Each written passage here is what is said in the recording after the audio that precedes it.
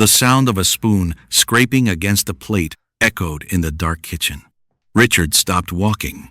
At first, he thought it was one of the house staff. Maybe Mary, the house help, had forgotten something. But it was almost midnight. Everyone should have been asleep. He stepped closer, his expensive shoes silent against the marble floor. Then he saw her, his wife, Sonia. She was crouched low beside the kitchen counter, almost hidden in the shadows. Her shoulders were tight. Her hand shook as she held a spoon. And in front of her was a small plate of leftover rice.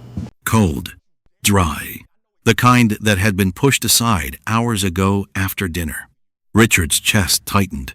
Sonia, the spoon fell from her hand. Her whole body froze.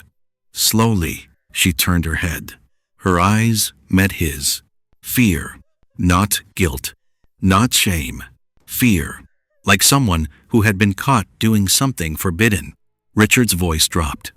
"What are you doing?" Sonia stood up quickly, almost knocking the plate over. "Nothing," she said too fast.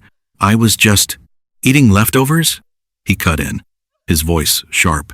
She said nothing. Her silence filled the room. Richard looked at the plate again. This made no sense. Sonia Davies lived in one of the most expensive houses in Lagos. There were chefs, drivers, everything she could ever need. "So why are you hiding?" he asked slowly. Sonia's lips moved, but no words came out. Then she stepped back. 1 step, 2 steps, as if she was afraid of him. Richard felt something twist deep inside his chest. "I am your husband," he said, confused. "Why are you looking at me like that?" Sonia's voice came out in a whisper. "Because you were not supposed to see this." The air in the kitchen changed. Richard's heart began to pound. "What does that mean?" She shook her head quickly. "It is nothing. Please, just forget it." "Forget it?" His voice rose. "You are hiding in your own house to eat leftover food, and you want me to forget it?" Her eyes filled with tears. But she stayed silent. Richard stepped closer. Sonia flinched. That was when he knew. This was not about food. This was something else. Something deeper. Something he did not understand. And then, she said something that made his whole body go still. "I only eat like this when you are not around." Richard froze. His mind went blank. "What did you just say?" Sonia looked down at her trembling hands. Then she whispered, "Because when you are home, may not remember. I am not allowed to feel hungry. But I do." Silence filled the room. Richard's face slowly changed. "I have never told you not to Confusion, shock gave a small, then something darker. Smile. "Who told you that?" "You did not say it like that." Sonia lifted her eyes. Still, and for the first time there was something else in them. "Then, not fear, what are you talking about?" "Not sadness." Sonia looked at the plate on the counter. "You did." Richard stared at Sonia like he did not know her anymore. "The dinner we had with Mike and his wife?" Richard frowned slightly. "Yes, that was months ago." Sonia nodded slowly. "That night, I was hungry. I had not eaten all day. I was waiting for you. Richard said nothing.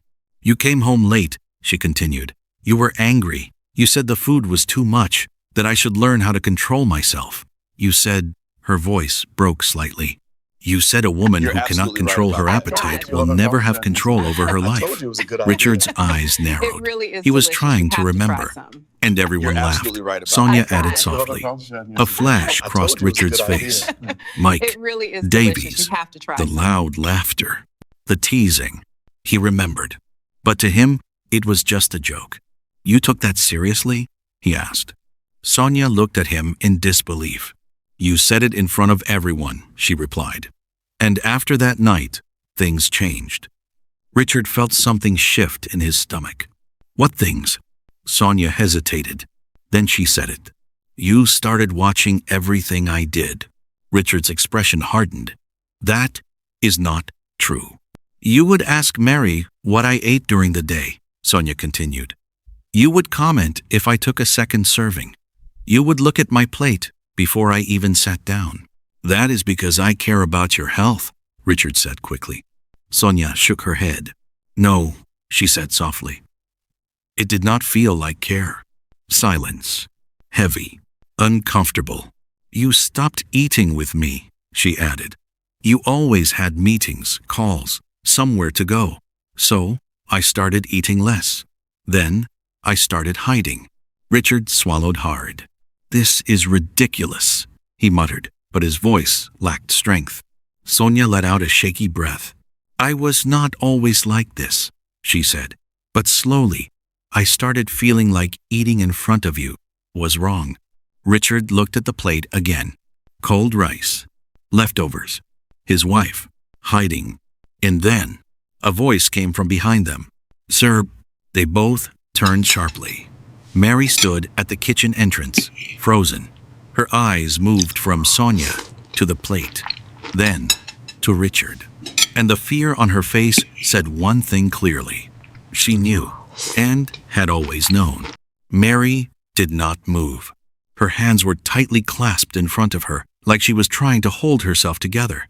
Come in, Richard said, his voice calm, but too calm. Mary hesitated. Then she stepped forward slowly.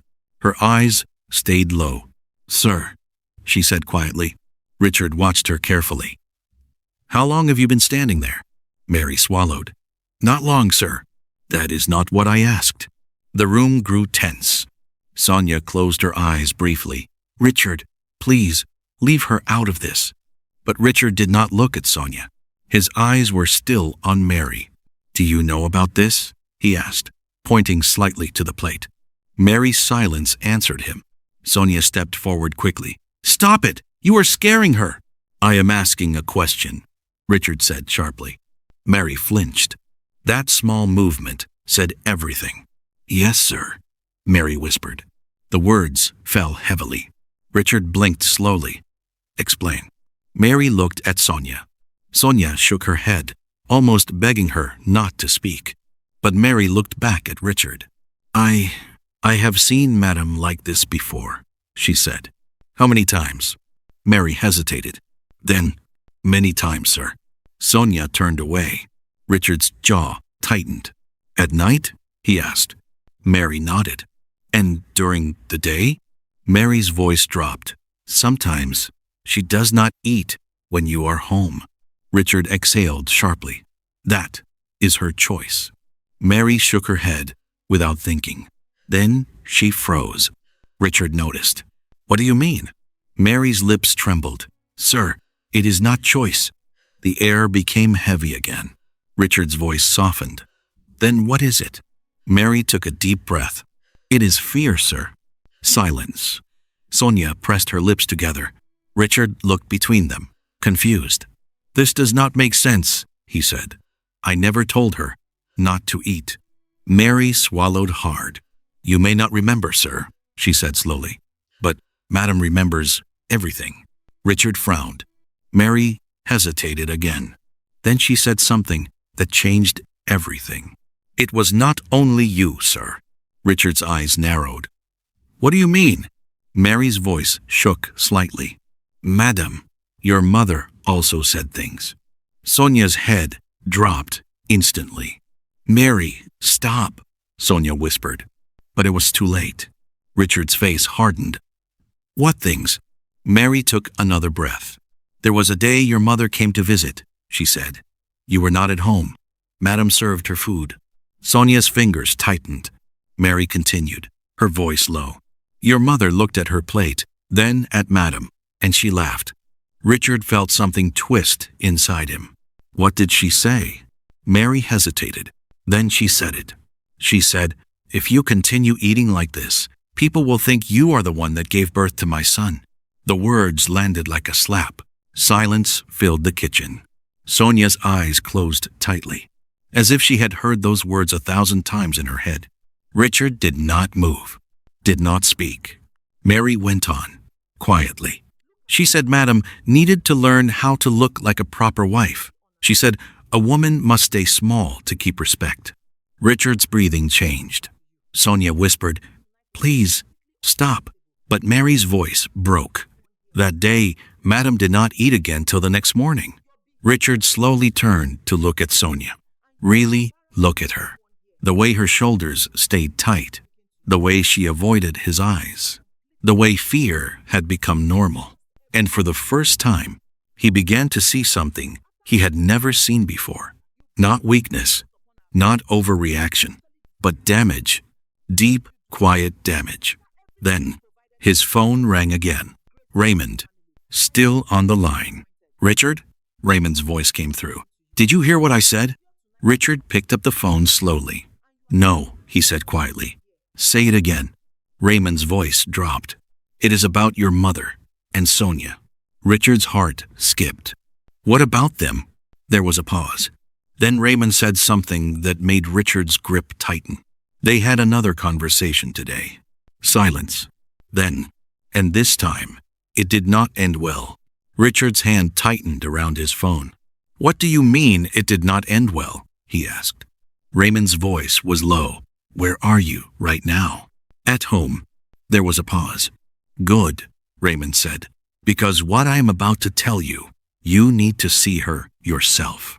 Richard's chest tightened. "Just say it." Another pause. Then, "Your mother came to the house today," Raymond said. "She did not know I was there. I came to drop off some documents." Richard's eyes moved slowly to Sonia. Sonia's face had gone pale. "What happened?" Richard asked. Raymond exhaled. "She was in the dining area with Sonia," he said. "I was in the living room. I could hear everything." Sonia shook her head softly. "No." Richard's voice became firmer. "Continue." Raymond did not hold back. "Your mother asked Sonia why she had not lost weight," he said. "She said she expected to see a difference by now." Richard's jaw tightened. "She told her again," Raymond continued, "that if she kept eating the way she does, people would think she gave birth to you." Sonia's eyes filled with tears again. "But this time, she did not stop there," Raymond added. Richard's grip on the phone grew stronger. "What else did she say?" Raymond's voice dropped even lower. "She said, 'A woman who cannot control her body cannot keep a man. If my son looks outside, do not blame him.'" Quote. Silence. Cold. Heavy. Sonia covered her mouth. Richard felt something break inside him. "And Sonia?" he asked slowly. "What did she do?" Raymond hesitated. "Then, she apologized." Richard froze. "What?" "She said sorry," Raymond repeated. "She kept saying she would do better." Sonia shook her head again. "I did not mean—" But Richard raised his hand slightly. He needed to hear this. "All of it." Raymond continued. "After that, your mother told Mary to start serving her smaller portions," he said. "She said it was for her own good." Mary lowered her head immediately. Richard's eyes snapped toward her. "You followed that instruction?" he asked. Mary's voice broke. "Sir, I was scared. She said it was your wish." Richard went still. Everything connected at once. The comments, the jokes, the silence, the watching, the control. It had built slowly, quietly, until it became this. Sonia, hiding, to eat, like she did not belong in her own home. Richard's chest rose and fell slowly. "Where is my mother now?" he asked. Raymond answered. "She said she was coming back tomorrow morning." Silence. Then, Richard ended the call. He dropped his phone on the counter. The sound echoed. Sonia flinched. That movement hit him harder than anything. He looked at her again. But this time, differently. Not as his wife, but as someone who had been shrinking, right in front of him. And he did not see it. "Sonia," he said quietly. She did not look up. He took a slow step toward her. She stepped back. Again. That was it. That was the moment. Something inside Richard snapped. "Enough," he said, his voice low but firm. Both Sonia and Mary froze. Richard turned slightly, his expression now cold. "If anyone," he began slowly, "has made my wife feel like she needs to hide to eat in this house." He paused. His jaw clenched. "Then tomorrow, everything changes." Sonia looked up. Fear, hope, confusion, all mixed together. But before she could say anything, a sudden loud knock came from the front door. All three of them turned. The sound came again. Stronger. More urgent. Mary whispered, "At this time of night?" Richard's eyes darkened. He already knew. Without opening the door, without asking, he knew who it was. And somehow, it was too early and too late at the same time. The knock came again. Louder. Stronger.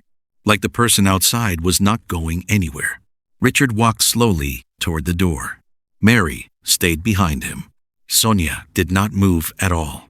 Her body was stiff, her eyes fixed on the entrance. Another knock. "Open the door, Richard," a voice said from outside. Cold, sharp, familiar. Richard stopped. His mother. He took a deep breath, then opened the door. Mrs. Davies stood there, dressed neatly as always, her posture straight, her face calm, but her eyes already scanning. She stepped inside without waiting.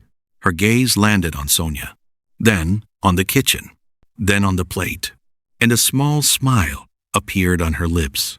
"So," she said slowly, "this is what has been happening behind my back." Sonia's fingers curled tightly. Richard shut the door quietly behind him.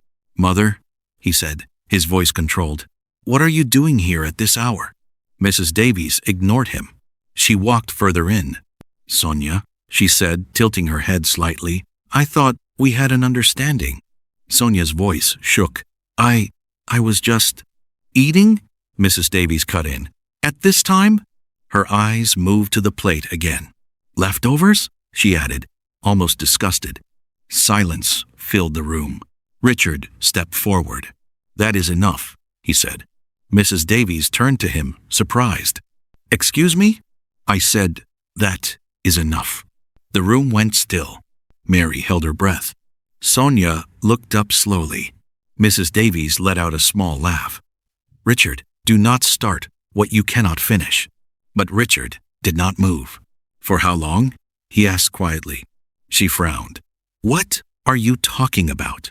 For how long have you been speaking to my wife like this?" he asked. Mrs. Davies crossed her arms. "I am correcting her." "No," Richard said firmly. "You are breaking her." Silence. Heavy. Dangerous. Mrs. Davies' expression changed slightly. "You are choosing her over your own mother?" she asked. Richard did not hesitate. "I am choosing what is right." Those words hit the room hard. Sonia's eyes widened. Mrs. Davies stepped closer to him. "You think she is innocent?" she said. "You think she is weak because of me?" She pointed at Sonia. "She is weak because she lacks discipline." Sonia flinched. That small movement made Richard's anger rise. "She is not weak," he said.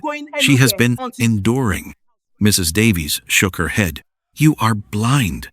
"No," Richard replied. "I was blind." Silence. For a moment, no one spoke. Then Mrs. Davies leaned closer. "And what exactly do you plan to do now?" she asked. Richard looked at Sonia, then back at his mother, and said something that changed everything. "You will leave this house." Mary gasped softly. Sonia's breath caught. Mrs. Davies's eyes widened. "What did you just say?" "You heard me," Richard said calmly. "You will not come here again until you can respect my wife." The air turned cold. Mrs. Davies stared at him. Then, slowly, she smiled. Not a kind smile, a dangerous one. "Be careful, Richard," she said softly. "You may regret this." She turned, walked toward the door, then stopped. And without looking back, she said, "Let us see how long this marriage survives without my guidance." The door opened, then closed. Silence. Deep. Unsettling. Richard stood still. Sonia looked at him like she did not know what to say, like she did not know what would happen next. And the truth was, neither did he. Because some damage does not disappear in one night. It lingers. It waits. It tests everything. And just when Richard thought he had taken control, a message entered his phone. Unknown number. He opened it, and what he saw made his face go pale. Because it was not over, not even close. If you want to know what happened next, make sure you subscribe and comment where you are watching from. Because what came after this moment, no one saw it coming.